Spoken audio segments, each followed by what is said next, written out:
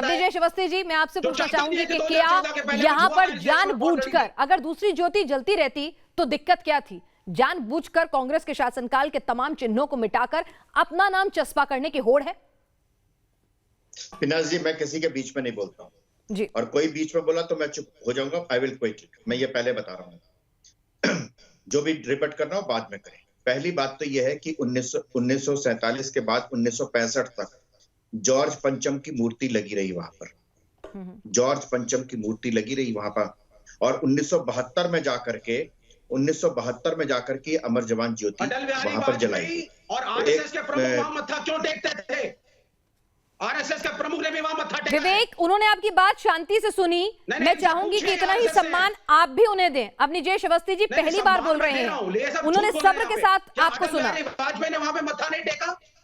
ठीक है, जवाब देने दीजिए ना उन्हें, जवाब देने दीजिए, जवाब देने दीजिए।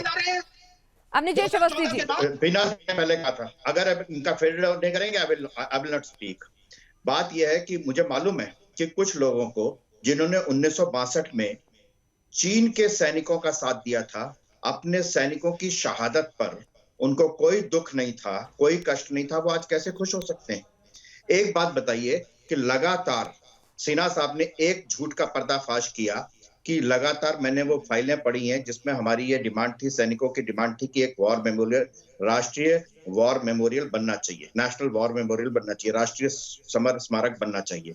पहली बात तो ये। दूसरी बात ये कि उन इंडिया गेट पे जो अंग्रेजों के लिए लड़े थे उनके नाम तो हैं, लेकिन 1947 के पश्चात भारत देश के लिए, अपनी मातृभूमि के लिए जान देने वाले, सर्वस्व बलिदान करने वाले, सर्वोच्च बलिदान देने वालों का कहीं कोई नाम नहीं। जाकर के वहां पर एक अमर जवान ज्योति जलाई गई जहां पर कोई नाम नहीं था। फिर ये पिनाजी आप बुलाइए ना इनको। ठीक है विवेक जी, आप सुनते नहीं उनकी पूरी बात। विवेक जी, आप पूरी बात सुनने ही नहीं दे रहे हैं।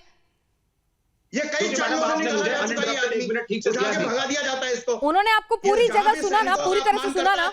हर चैनल से तो भगाया जाता है ये आदमी। नहीं, इस तरह से देखिए अपनी जेश जी, मैं भी आपसे रिक्वेस्ट करूंगी कि आप इस तरह के पर्सनल कमेंट ना करें प्लीज। मैं विवेक जी से भी कहा था कि हम अपने पूरे पैनल का सम्मान करते हैं, ये तरीका सही नहीं है। ठीक है, मैं आप दोनों से ही बात नहीं कर रही हूँ।